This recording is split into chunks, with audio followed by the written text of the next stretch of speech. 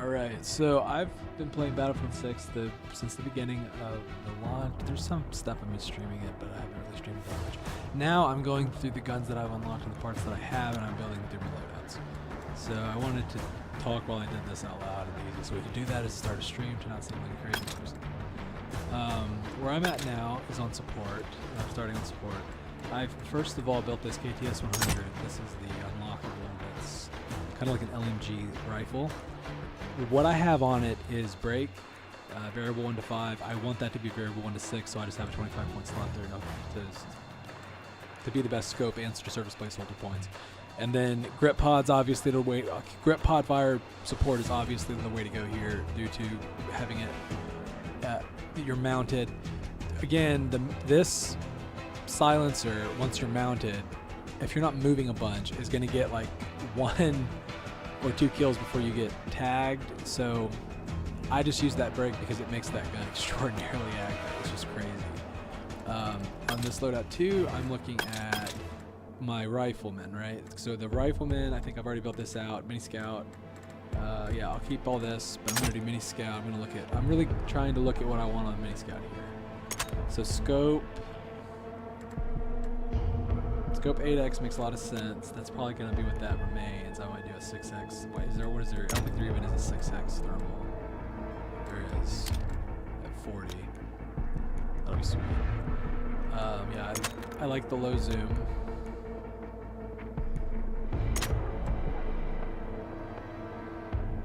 $5 points for 15 round. I love that.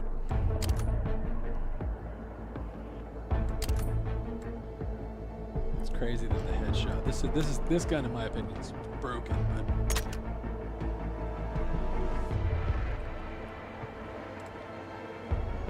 I'll ultimately change that to probably grip pod because of this build that I am.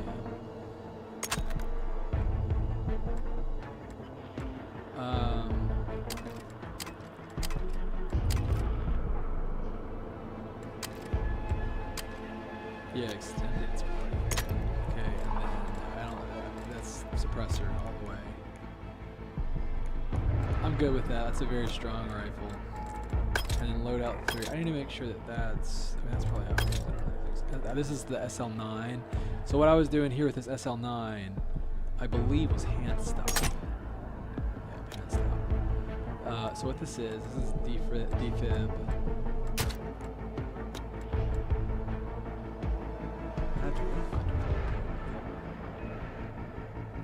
I would think more supply pouch, defib supply pouch, and then your third is going to be smoke. This one for me is complicated for sure.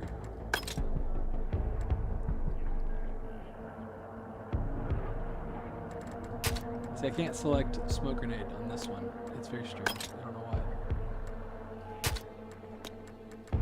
In any case, this SL9.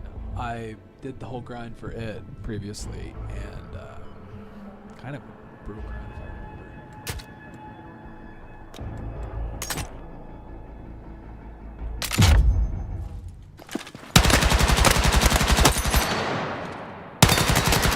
The recoil is rough.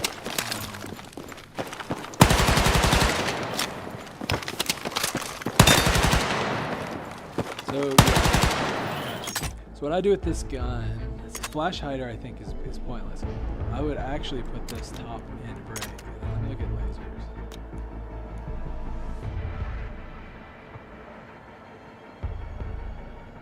Scope 5x I find to be very silly. I'm not sure what I was thinking. I might just put the iron sights on. Mag catch I'll keep. Synthetic.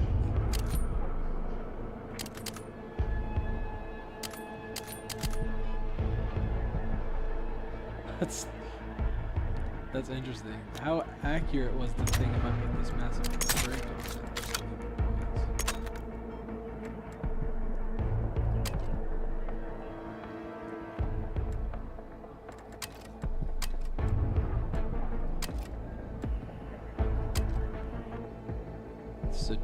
So it's going to be 10 more points for life. Let me go ahead and go to 10. I think we'll kill this with cash. 60 rounds not worth it.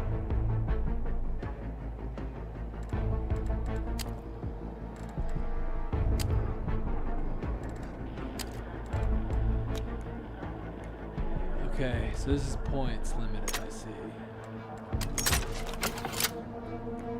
Gotta have hand stop, it's no point. Truthfully, yeah, so to go synth ammo, that's basically what's being said. To go synth ammo is too much.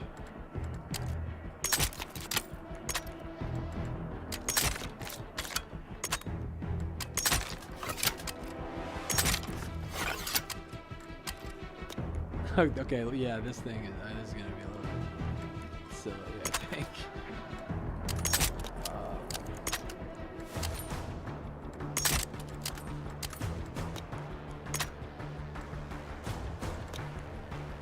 Enough of that.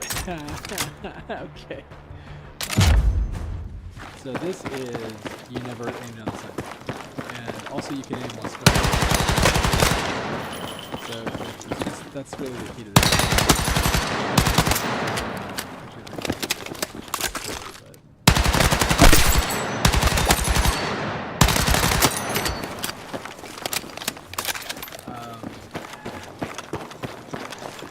What would it take to get that 60 round mag?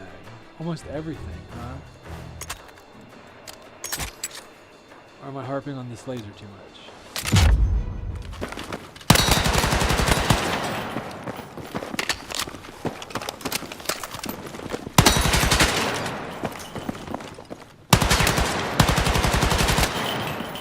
I just don't. The laser makes it. It's gonna be laser or scope.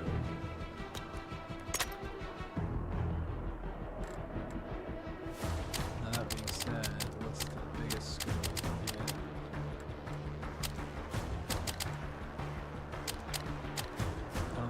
I don't have points for it. I'll open this test.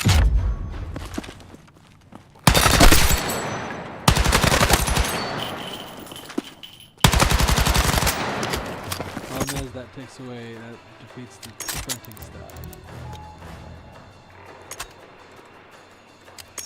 Alright, so we'll go back to that. I think break's very fun there.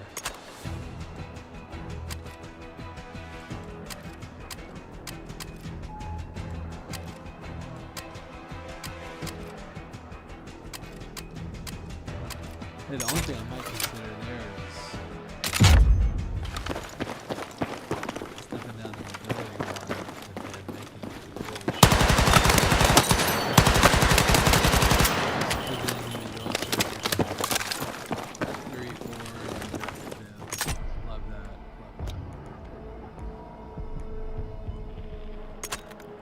so actually I have 10 points. Is there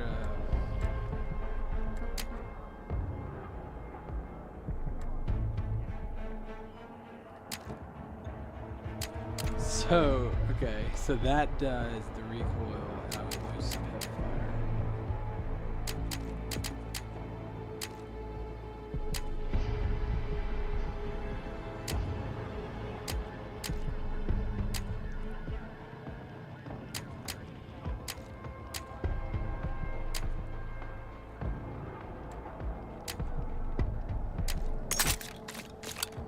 That's okay.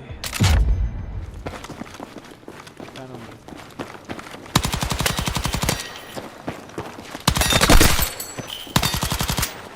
See, the thing is, at close quarters, this is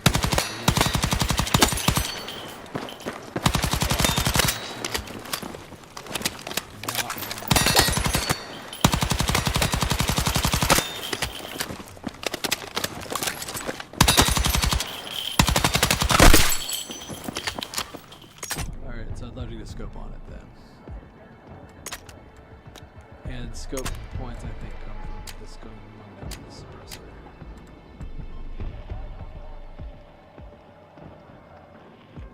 Weapons way.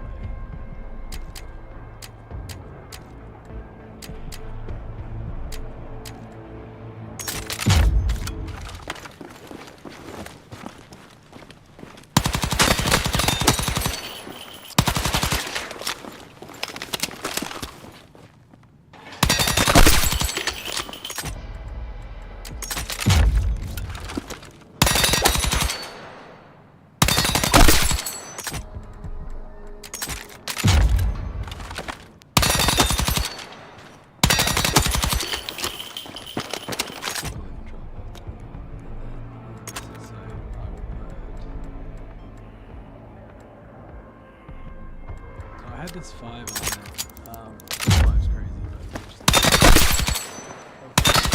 but yeah, probably 4. Probably a 4. But wow, it's accurate. I see why I have a synthetic ammo.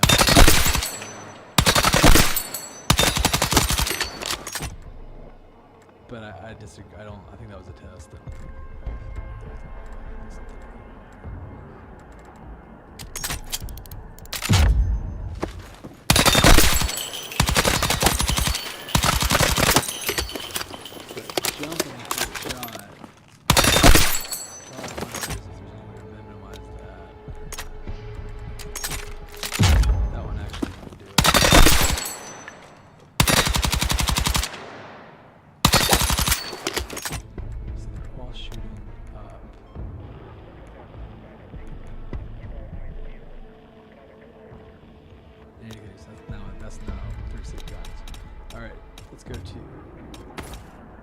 I really kind of want to spend some money and buy some new series. Let me see if there's anything that tickles the fancy.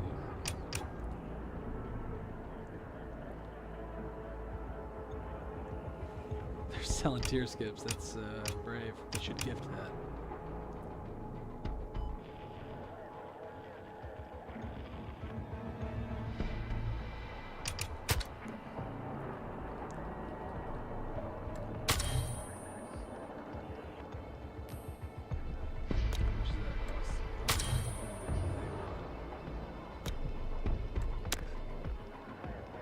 I can't just buy this. I can't just buy the skin that I want. So that'll be a problem. Yeah, I will not. I don't want a bunch of stuff that you want to. So I have to buy all this crap to get this skin. And that skin is what? $40? $20.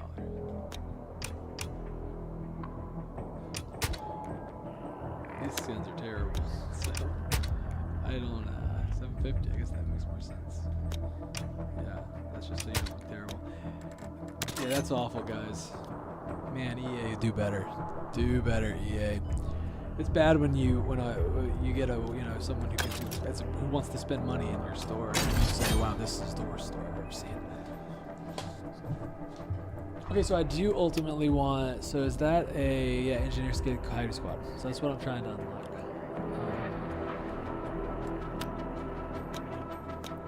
Let's see how much is it. I have some points. How much was the tier skip?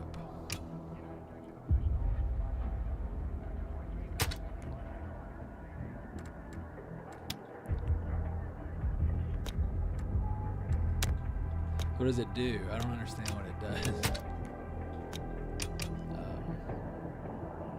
It's unreal, EA. You guys are just real bad at your jobs. My goodness.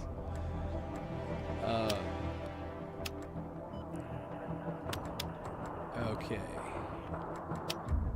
Let's keep playing. Back to loadouts. EA is awful.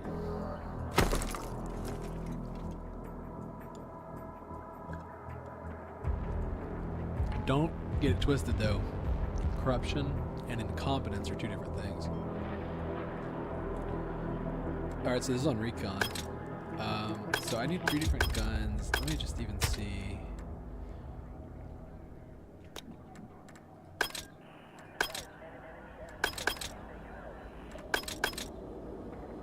So how did I build this SVK? I think I had this. See, this is. I don't know if this is right. Well, this one's probably fine. Recon drone, sniper, decoy, prox detect. Yeah, that's pretty solid.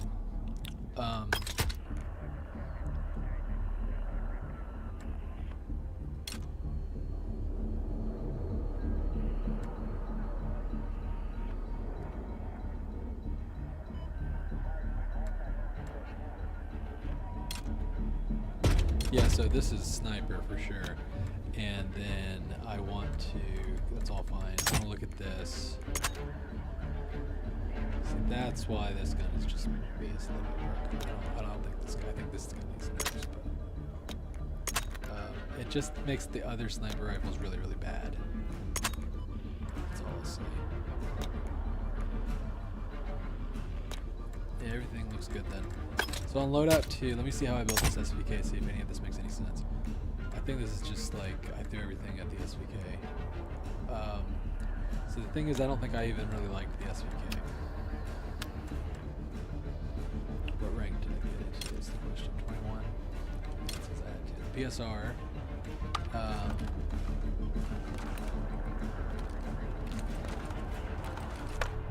See, I don't think that I had even unlocked the PSR.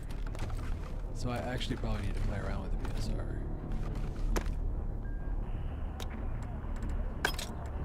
So that was on Loadout 1 then.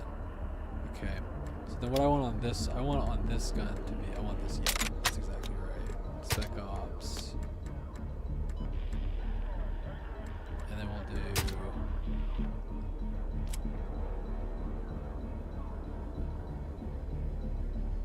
C4.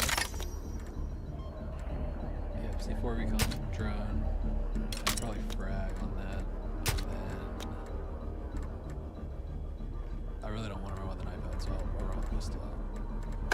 And then on PSR, we'll run. It's almost always recon drone, I gotta tell you. Recon drone is too strong. With PSR, it also runs sniper decoy for sure, and then that's fine.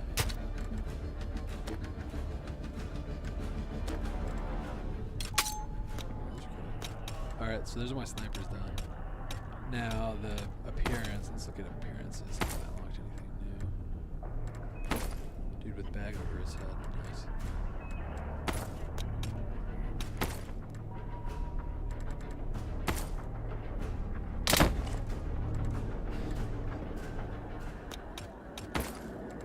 EA, when are you guys gonna sell the ice pack? I'm sure there's some like fat skins that sell really well. PHAT, obviously.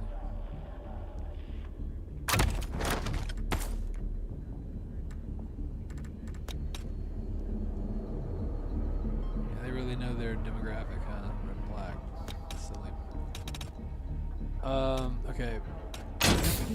Skins? I don't know that I even care.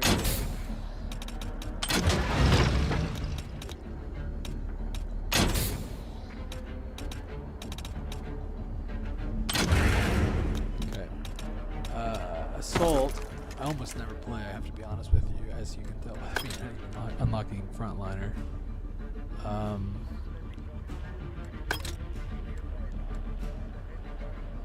I just don't like Assault. I think it starts with too little ammo. And then past that, if you only put one gun on it, like I've done here. Right, so this is Sniper. Essentially, I have a SVK on him. DRM, right, not really Sniper. Thermal, deploy beacon. The only reason you'd even play Assault, truth, I'm just being totally honest with you. And then Assault Ladder is useful, but useful is not, does not a class make. So this is the worst class. Only because these, if you could put two guns here and they started with full ammo, this would be one of the best classes because there's just so many combos that would rock. So I'm gonna skip that entirely. I'm gonna go to engineer. I won't play. I'm not playing Assault. So there were a couple of. So like, let me look at these. There were actually a couple of these engineer guns that I really liked. I want to shoot this before I make it. Okay, so that's terrible. I think this has been defensively SL9. Okay, so that is not what I'm looking for. I'm looking for SL9. Same exact thing. Same exact. And then this is old. The new gun is this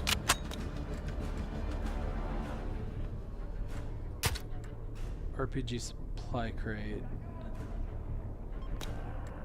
Probably is what I would run with SL9. Not supply crate though. But I hate the mines. So yeah, I would run supply crate. I use this. There's a bonus to supply crate. It acts like a wall. So Throwables. I like the mini grenades, so I'll keep them. Field grenade is useful, but there's not a lot of vehicles you fight. For loadout 2, same thing. Anti-armor. So for this one I did combat engineer, which yeah, that's just what I want. I don't care about the launcher proficiency, and I don't care about extra rockets. I just want to fire that RPG once. So here, if I'm near a vehicle, and if I'm near a gadget, I repair a gadget and that kind of stuff. So I'm combat engineer, and this is on field. You're running around. You're trying to use your torch on the whatever you're doing. Loadout 2, this is the sniper. Anti-armor with, I'll run RPG still. I just think RPG is the best. I like shooting it and not being able to shoot down. I like it, the skill base of it. I just love the RPG. So I run RPG, mini scout, the gun, the same mini scout I've already built. This pistol. We can look at this pistol because I don't think we've looked at it, but those I need to unlock more things for it essentially.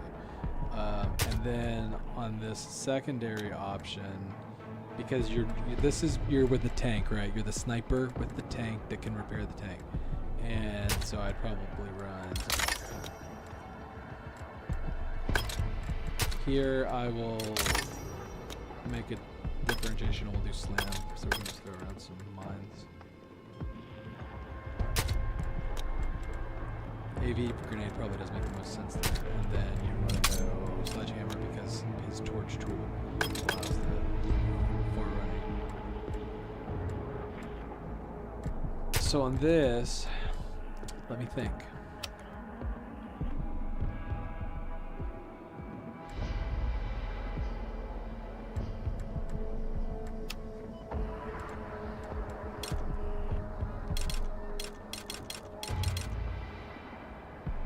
See, hard hitting close range, no hand stop. Maybe with hand stop it's better, but man, that SL9 just shreds. Mag 17, rate of fire 1080 is fun though.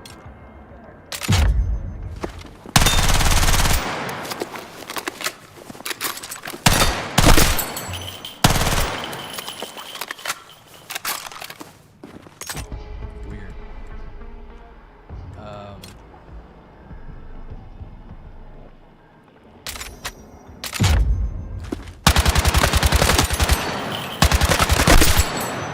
Problem with that one's the fire rate, right? It just is. So what I actually want to do here, I want to put this light machine gun, do I want to give him the sniper machine gun or the close machine gun?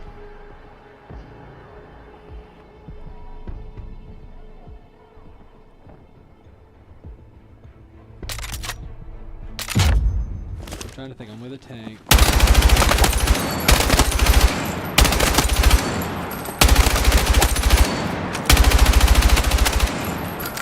Probably need more bullets than accuracy, so I'll give him that one. Then 12, 1, 2, 3. Okay, so and that's more of an assault rifle, anyways.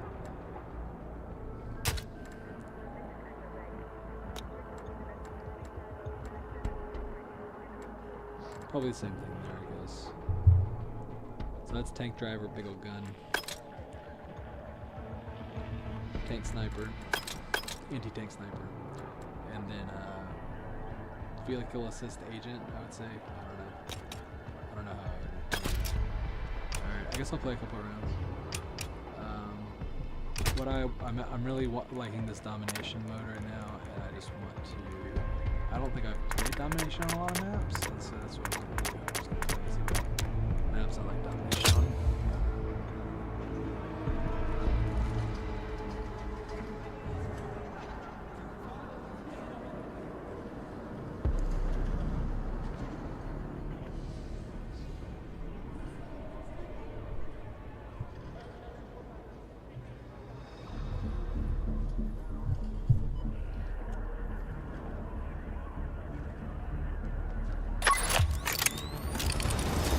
I don't know if there was ever any balances made, but balance changes. But the SMGs just absolutely mopped the floor with everything else.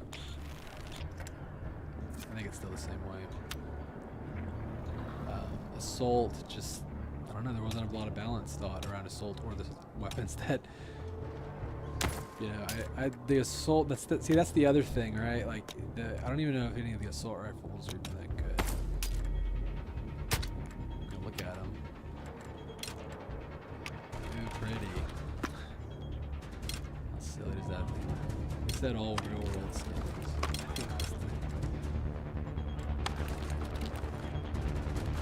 You're missing out on the AR. That's the secret of that class, right? Why wouldn't I choose it?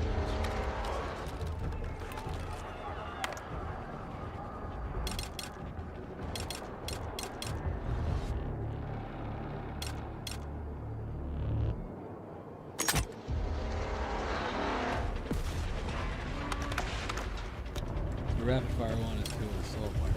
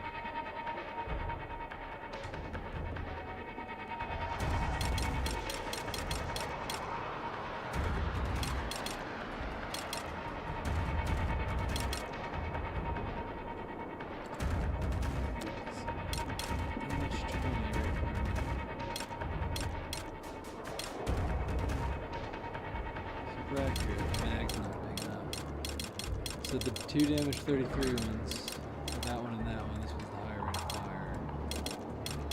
But this one just absolutely destroys it in control, probably mainly for mods.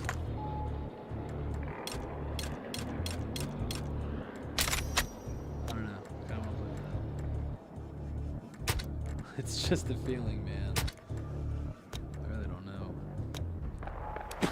I don't think I'll like this. Capture the objectives and hold ground.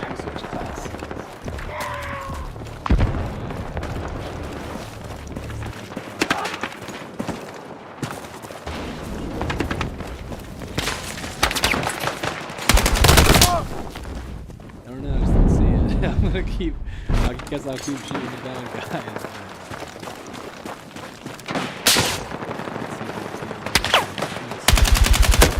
Assault, right? Oh, yeah, assault. Kill, right? Insane. All long range men.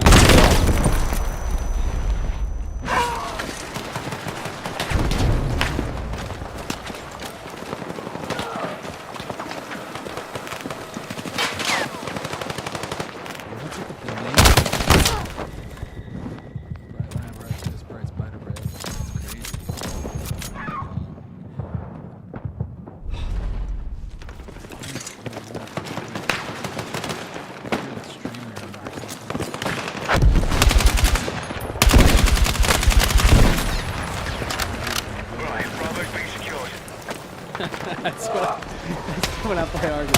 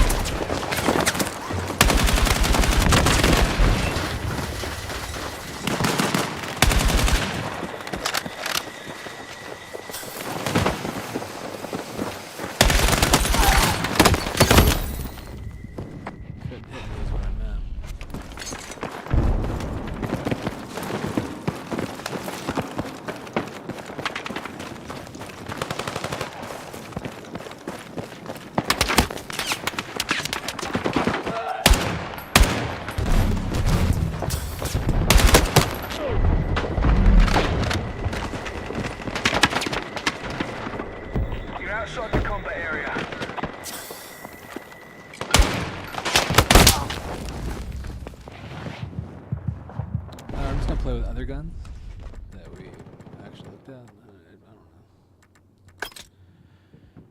know. No vehicles, so forget engineer. So then I'll get support. I kind of want to play this SL9 just to play.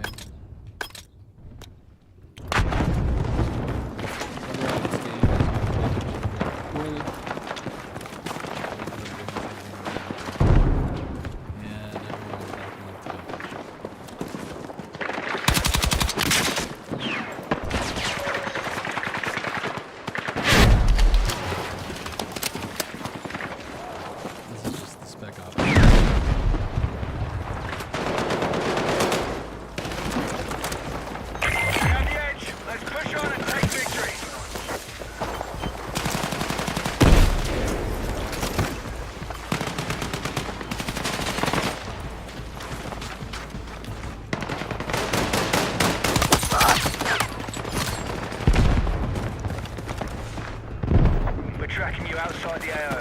Get back. So this right here is super flash.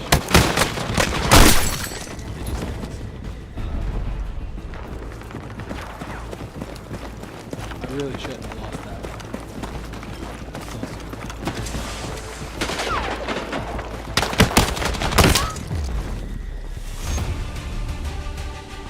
This is where I was interested. It's like, don't play long. I don't want to see points all the time. SVD cap. Whatever this UI is, right? I've heard a lot of complaints about how, like, features is just kind of BS. Like, what does this one say? Creator, Happy Camper TV, Battlefield 6 operations by Happy Camper TV and BF Dale. And then there's a Discord link.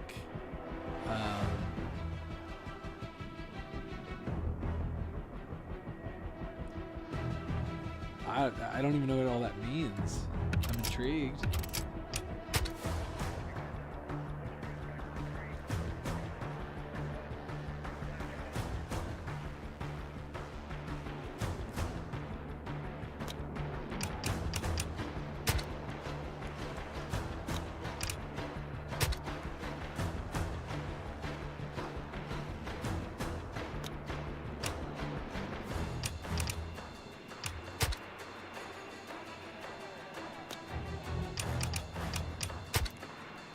See how it's saying career XP, all this. I don't think I get weapons XP. Maybe that's master XP. I don't know. Let's play this. I don't know. Something different.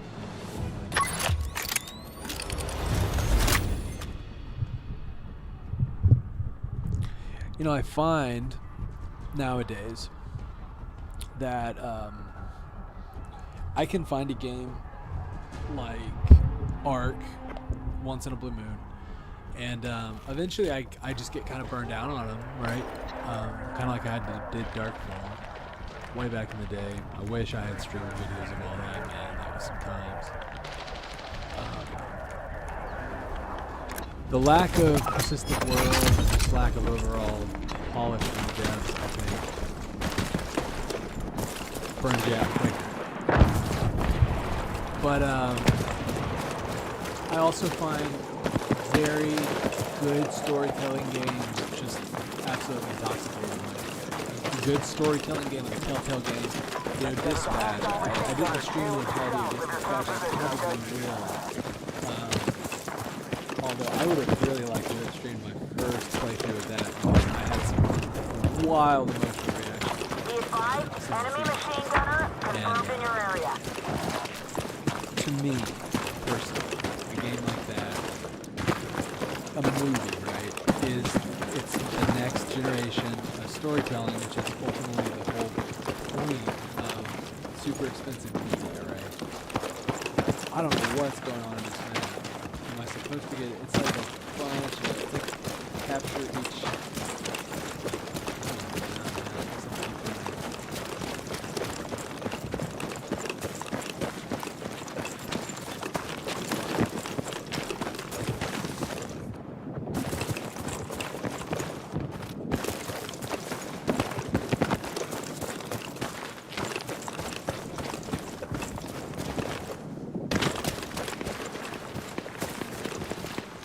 books are the written story, right? Imagination is the original story.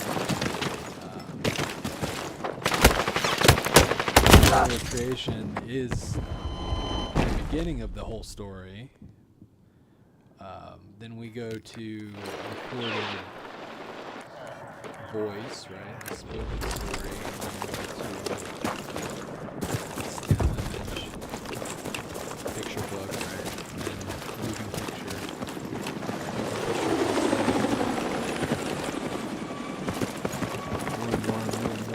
More refined, right? More pixels. More replication of eye technology and lenses, stuff like that. This is all. But I guess I'll figure it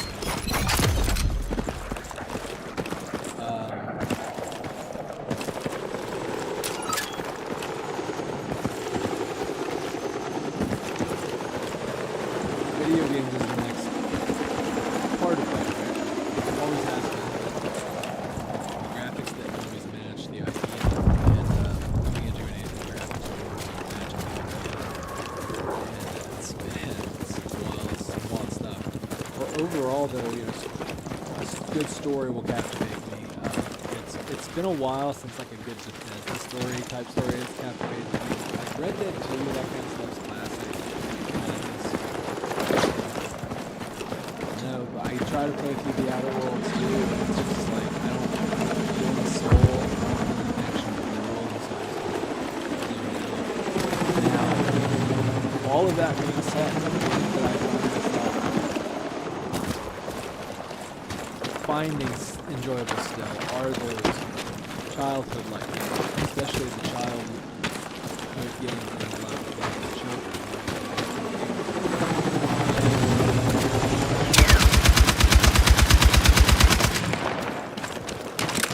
So yeah, the Switch 2 has been like my favorite purchase of the whole year over anything else. You know, that's Donkey Kong. Being able to play Donkey Kong with kids is very nice. This map is terrible. I don't understand what the point is, but maybe that is the point. If there were like 300 people on that map, that actually would be a lot of fun. But with 16 players, I'm not sure that I understand what is supposed to be going on. That's unfeatured, by the way. Battlefield 6 operations by Happy Camper TV and BFD. On that note, I will 100% close this game.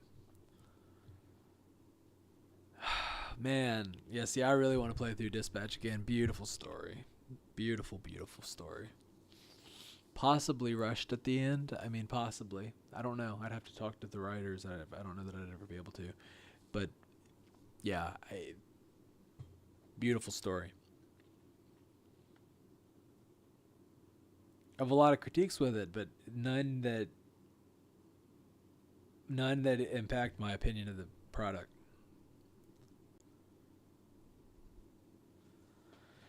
I think this is the alternative to like Call of Duty. I didn't like it. I've been trying to get into some of these competitive games for a while. ARK, man, I just can't even think about starting ARK back up.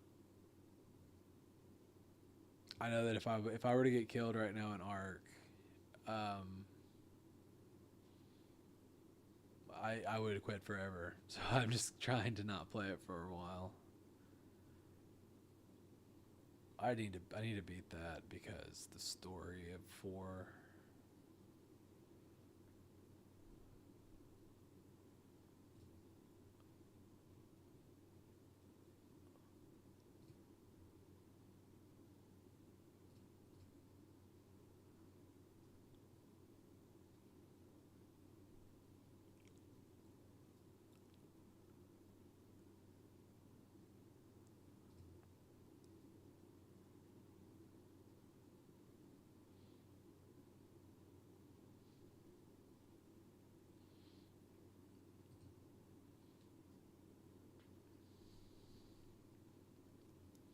I can't believe they haven't removed that. I bet all that I bet RedSec branding goes away entirely, and they cut and run their losses. EA is the most mismanaged company. I'll pull up a news story for you that this actually frightens me. If you want to see some really terrifying stuff, beware. Don't show your children because this is horror.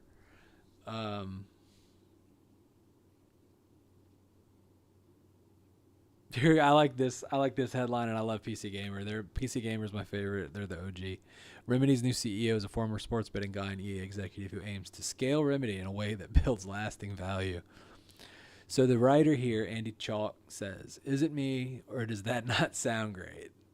Remedy Entertainment's new CEO is John Charles Godushin, a former Electronic Arts and CCP Games executive who most recently headed up a couple of sports betting platforms. Godushin is not a name you likely recognize from his time at EA or CCP, but Remedy said he held his senior executive positions with full P&L responsibility at both companies, P&L being profit and loss, and right now that's apparently what they're looking for. I'm delighted to announce the appointment of John Charles Godushin to lead Remedy into a phase of profitable growth, I think is kind of how they talk. Remedy chairman Henry Osterlund said, "His proven history in growing gaming franchises and successfully leading international studies is an excellent fit at the current stage of Remedy's business." I don't know this guy, and so therefore I'm not making fun of his accent. I am doing a terrible impression of someone making fun of his accent. Under JC's leadership, we are well positioned to significantly accelerate growth, guide Remedy towards greater independence through self-publishing, and deliver sustained value to our players, partners, and shareholders. That, in a nutshell, is how Remedy ended up needing a new CEO in the first place. It makes critically acclaimed games, but not a lot of money. Alan Wake 2 probably would have dominated the awards scene in 2023, were it not for Baldur's Gate 3, and yet it took well over a year before it started turning a profit.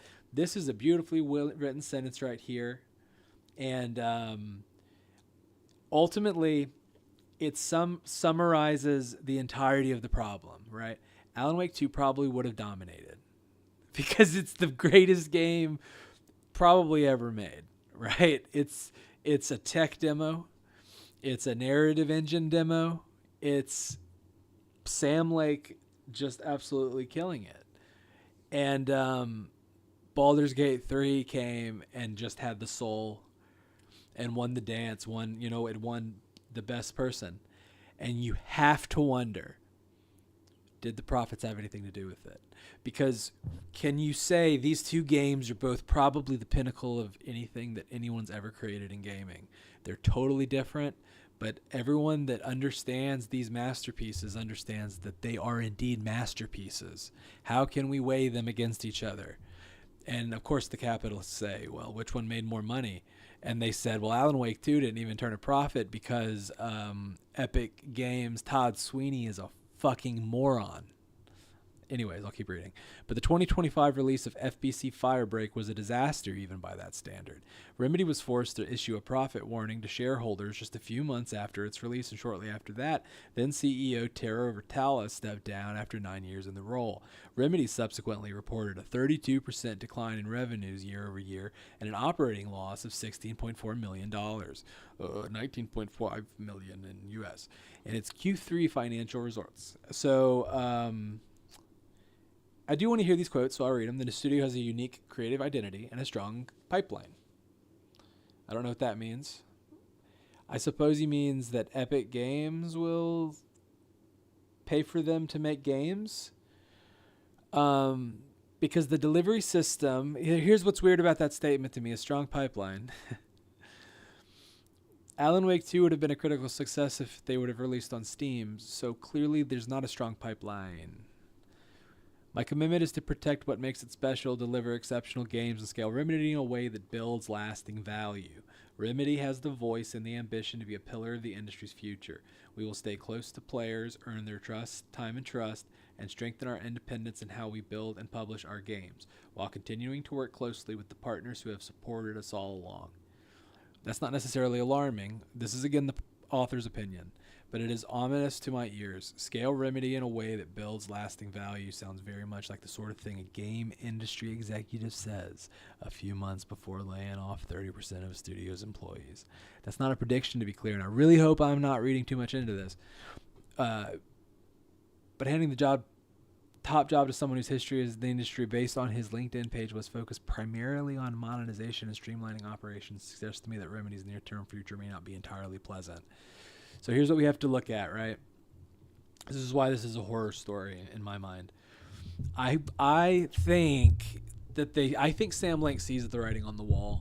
I do, because the guy is kind of like he's a Hideo Kojima type figure at this point. I mean, I think I think the guy's personally reached that status. I mean, you've got him, he creates Max Payne. He does the whole thing with Alan Wake, which is really, really well received. He does Control, which is really, really well received. None of this stuff has been critical successes, mind you. He buys rights back to Alan Wake, combines that into a Control narrative, which for the fans was incredible. And then now they're doing Control, a totally different type of Control, which, man, the problem becomes, if that doesn't do good for any reason, right, then they will have to be forced to go back to the last thing that did do good, which will be another Control game, even though Alan Wake is presently in line, I guess, for the next game they'll do. They've got to do an Alan Wake 3. They've got to finish that narrative and end it. Because I think, just as Andy Chalk is pointing out, the assignment of an Electronic Arts CEO to be CEO of Remedy is writing on the wall. And Sam Lake has to know that. And let's hope that we get some answers to the story that has been posed in the previous games in the upcoming Control, not Control 2, Control side. I don't know. Maybe they were working on that, and there's a Control 2. But the Control game, Control 2, I mean, let's pull these numbers, right? Let me pull a chat GPT just to pull the numbers. I don't want to find anyone else's sources specifically.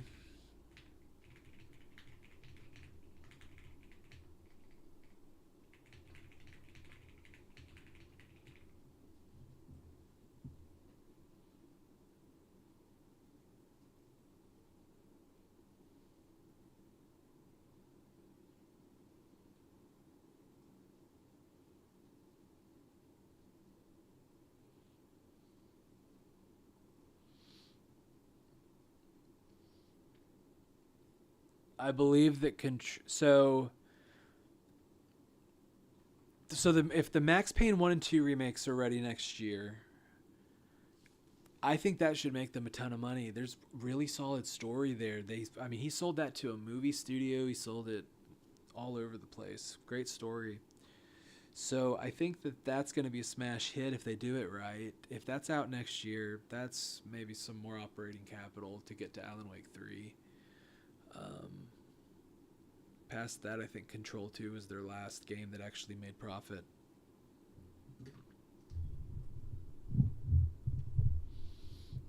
Now, to the guys at Remedy, I'm just telling you something. I think they're Swedes, maybe. They're European. I doubt the studio as a whole is too profit driven. It's probably, the creators are probably all pretty art minded, but you get shareholders involved and it gets messy. But you ultimately need shareholders to make work. I don't know what the solution is.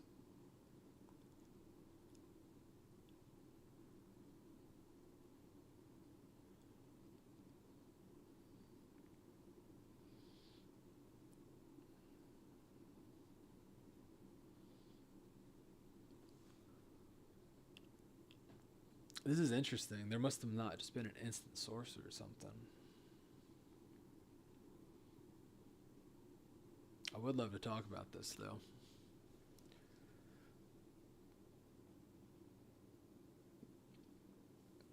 I mean, that's essentially what's going to be said. I mean, I think that they were trying something with that FBC Firebreak game. But man, that was just such a waste of resources. No story whatsoever. It's just awful.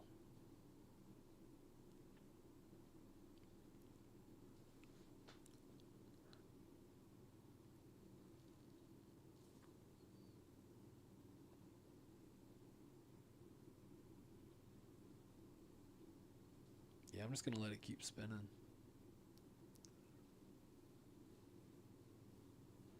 Seems slow, but meh. Robots.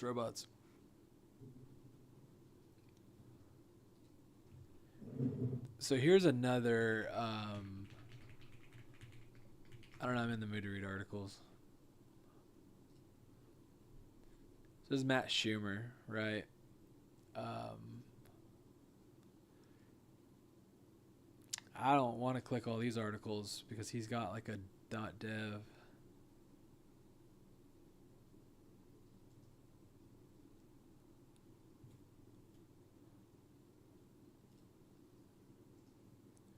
I don't know. I just saw this the other day and I really liked it. It probably made the fact that I saw it means that I don't know. It's meant to be seen.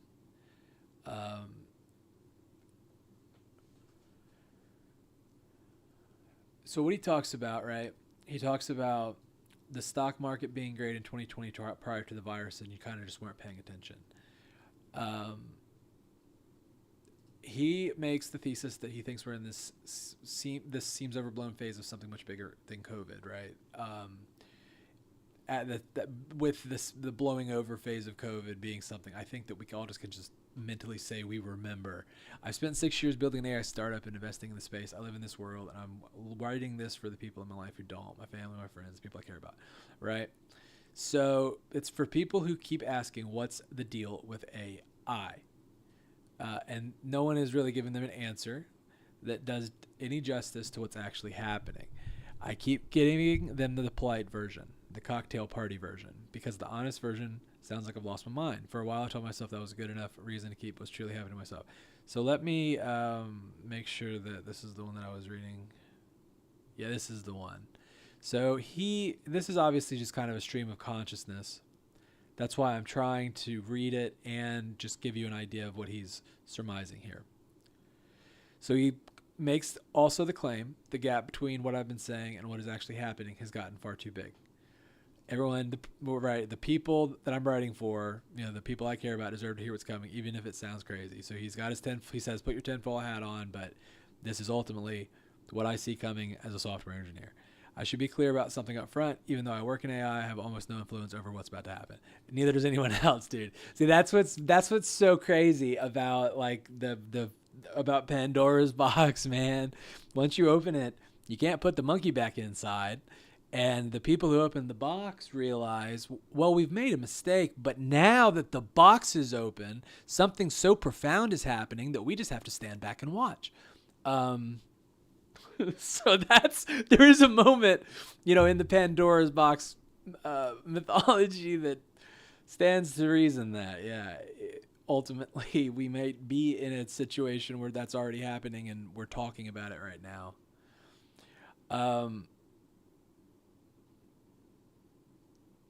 So the future is being shaped by a remarkably small number of people, a few hundred researchers at a handful of companies, OpenAI, Anthropic, Google DeepMind, and a few others. A single train run managed by a small team over a few months can produce an AI system that shifts the entire trajectory of technology. Most of us who work in AI are building on top of foundations we didn't lay. We're watching this unfold the same as you. We just happen to be close enough to feel the ground shake first. But it's time now. Not in an eventually we will talk about it this way, in a this is happening right now, we need to understand it way. That's clearly written by AI. But I still want to go through this because the logic presented in this document is sound.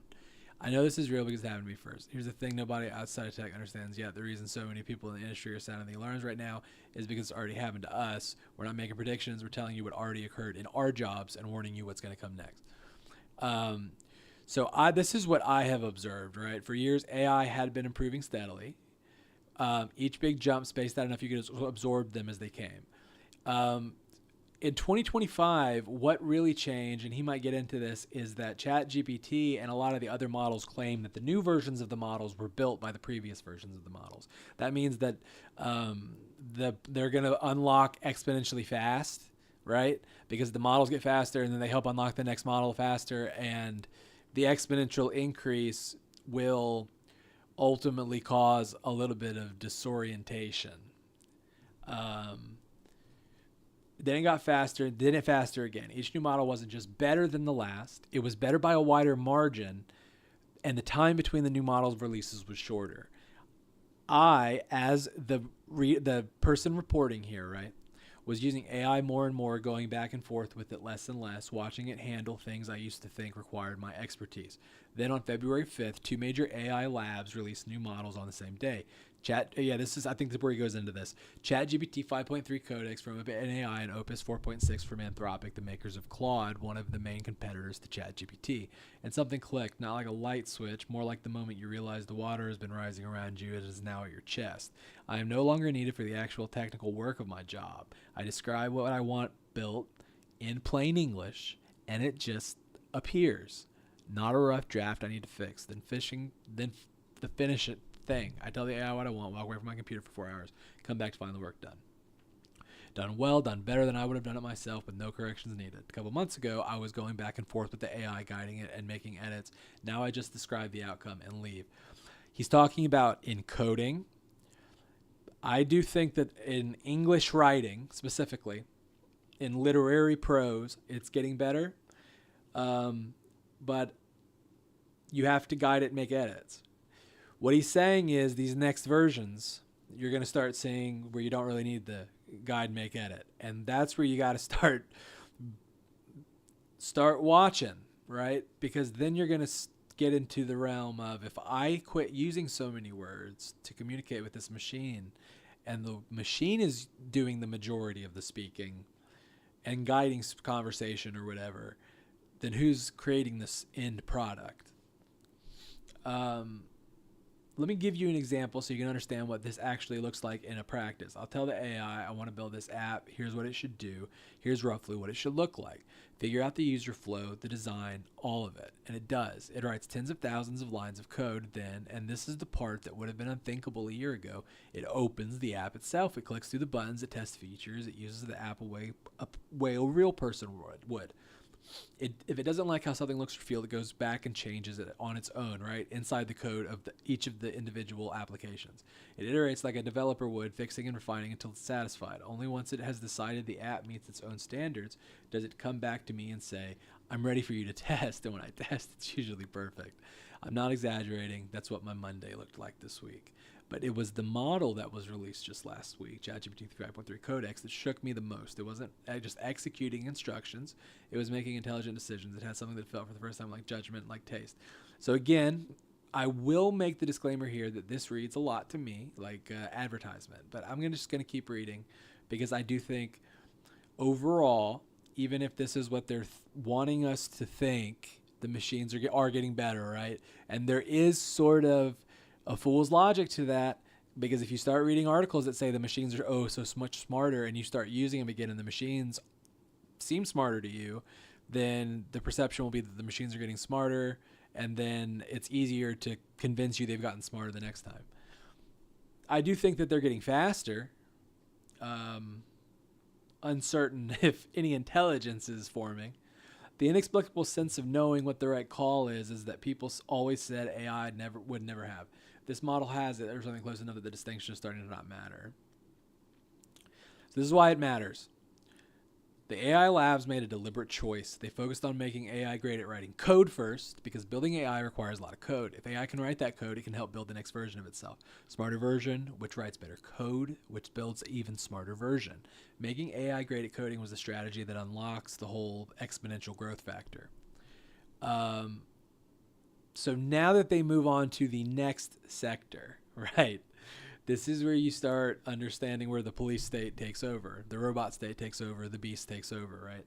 The experience that tech workers have had over the past year of watching AI go from helpful tool to does my job better than I do is the experience everyone else is about to have. Law, finance, medicine, accounting, consulting, writing, design, analysis, customer service. Not in 10 years. The people building these systems say 1 to 5 years. Some say less. And given what I've seen in just the last couple of months, I think less is more likely. But I tried AI and it wasn't that good, you might say. I hear this constantly. I understand it because it used to be true. If you tried ChatGPT in 2023 or early 24, and you have to understand that was not that long ago in the scheme of things. And and thought this makes stuff up or this isn't that impressive. You were right. Those early versions were genuinely limited. They hallucinated. They can confidently said things that were nonsense, and we would often in the office make fun of it, right? I still to this day have a questionable opinion about anything they're going to call AI because it just seems like it's clippy, dude. It's clippy from when I was a kid, and they're trying to get me to interact with clippy. Just give me the tools that I need. That was 2 years ago. In AI time, that is ancient history. The models available today are unrecognizable from what existed even 6 months ago. The debate about whether AI is really getting better or hitting a wall, which has been going on for over a year, is over. It's done. Anyone still making that argument either hasn't used the current models, has an incentive to downplay what's happening, or is evaluating based on an experience from 2024 that is no longer relevant, and you no longer have a voice in the conversation. I don't say that to be dismissive. I say it because the gap between public perception and current reality is now enormous, and that gap is dangerous because it's preventing people from preparing. Part of the problem is that most of the people who are using the free version of the AI tools, free version is it's behind, it's slower, right? Judging AI on free tier ChatGPT is like evaluating the state of smartphones by using a flip phone. The people paying for the best tools and actually using them daily for real work know what's coming. I think of my friend who's a lawyer. I keep telling him to try using AI at his firm, and he keeps telling me reasons it won't work. It's not built for his specialty. It made an error when he tested it. It doesn't understand the nuance of what he does. And I get it, but I've had partners at major law firms also reach out to me for advice because they've tried the current versions and they see where this is going. One of them, the managing partner at a large firm, spends hours every day using AI. He told me it's like having a team of associates available instantly. He's not using it because it's a toy. He's using it because it works. And he told me something that stuck with me. Every couple of months, it gets significantly more capable for his work. I know that a lot of you want to believe that this kind of stuff is just marketing, and a lot of it reads that way. But the coding part of it is just true, dude. Our office, all the code is just like fixed, and Denver is a wizard with that stuff, and we just churn stuff out. And even Gio, who's our lead developer right now, does have the opinion that it's almost a waste of time to go to school to be a developer at this juncture, because all you really have to understand is what you need done, and the machines will explain how to do it. And what this guy is saying is they're about to do it for you. He said if it stays on trajectory, he expects he'll be able to do most of what he does before long, and he's a managing partner with decades of experience. He's not panicking, but he's paying very close attention. The people who are ahead in their industries, the ones actually experimenting seriously, are not dismissing this. They're blown away by what it can already do, and they're positioning themselves accordingly. How fast this is actually moving. I'll read through this. I read this mentally. I didn't really vibe with what he was saying, but in 2022, AI couldn't do basic arithmetic reliably. It would confidently tell you that 7 times 8 equals 54. By 2023, it could pass the bar exam. By 2024, it could write working software and explain graduate level science. By late 25, some of the best engineers in the world said they had handed over most of their coding work to AI. Conjecture. I don't know if passing the bar exam is a high bar. Is it? I guess it is, but that's just one specific subset of things to learn, right? It seems like that would be easy for a computer to pass. Maybe it's logic based, right? I don't know.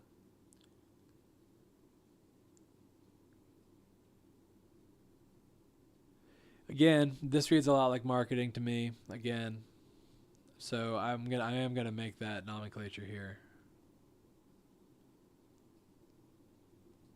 This seems like a bait.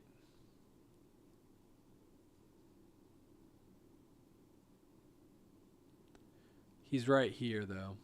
AI is not building the next AI. ChatGPT 5.3 Codex is our first model that was instrumental in creating itself. The Codex team used early versions to debug its own training, manage its own deployment, and diagnose test results and evaluations. And it's not a prediction. He's exactly right here. It's OpenAI telling you openly right now that the AI that just released was used to create itself. And they're being honest with you, which is great.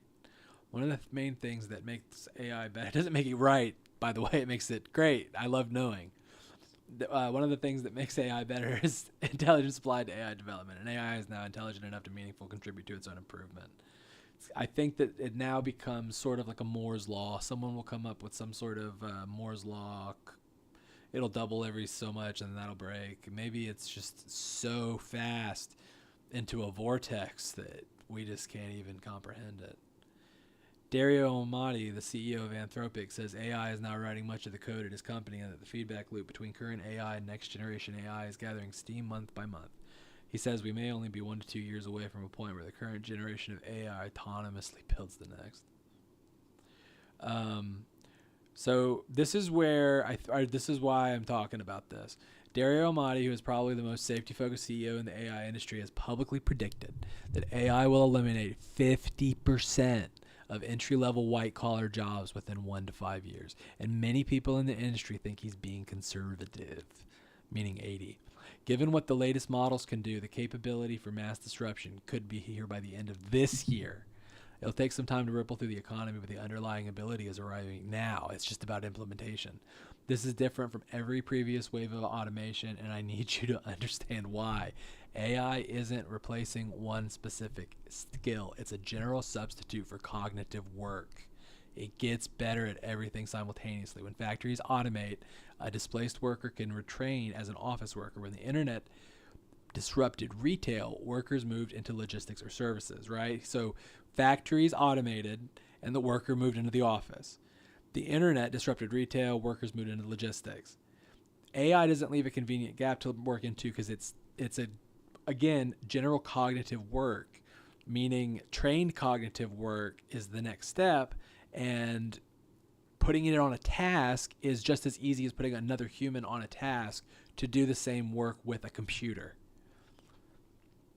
The metaphor that I was using earlier was, let's see, I'll just type this out, I think.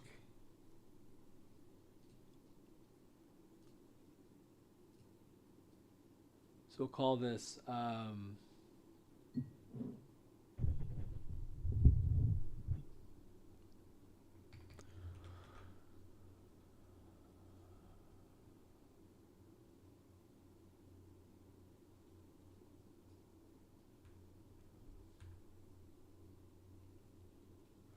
all right, so we will call this human robot human. So I'm going to show you, and I'm going to get a little bit, I'm going to put the name of the guy here. It's so, I'm not meaning to get political about any of this. I'm really just pulling sort of what happened in America for my upcoming book, writing that in more of a metaphorical sense. And let's see. Let me pull out the robots.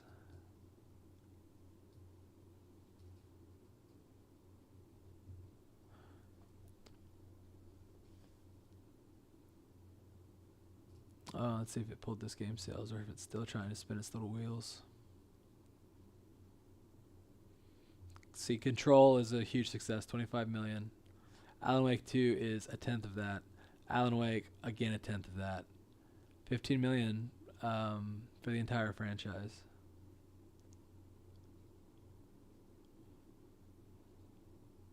So we'll see how the new Control does. Otherwise, they have to do a Control 2, and it'd be her, and it'd be the continuation of that game.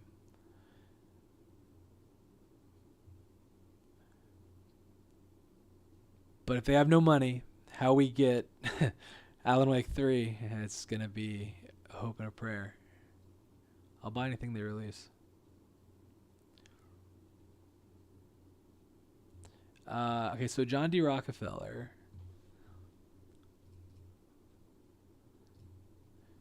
This, again, you can pause here. You can read the rest of this if you want.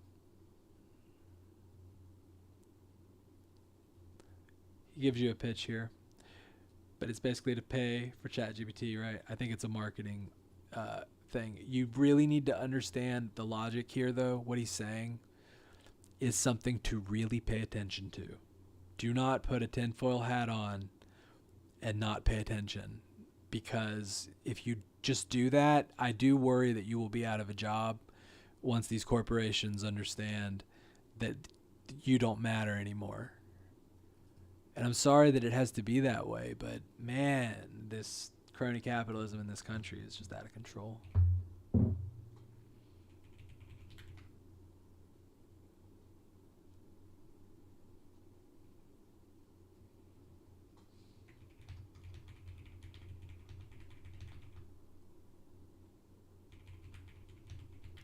All right, so I want to talk about this general education board, and I would just want to go into a little bit here. This is how I pre-plan for a novel narrative, and the story here that I want to tell is human, robot, human. You'll understand where I'm going there. So humans need education.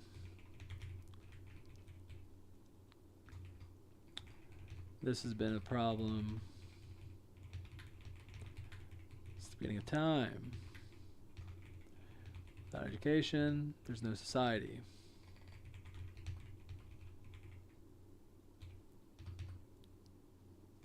Now, who controls what is taught? So, ultimately what happened in America was a general education board was created in 1902 after John D. Rockefeller, which was a very wealthy businessman. Think of him as think of him as that era's Elon Musk. I mean, that's kind of a strange. There's probably better examples of a Musk of that age, but he was kind of also a jerk, I believe, based on what I've read. I don't know. I'm not super well read. General Education Board. Okay, so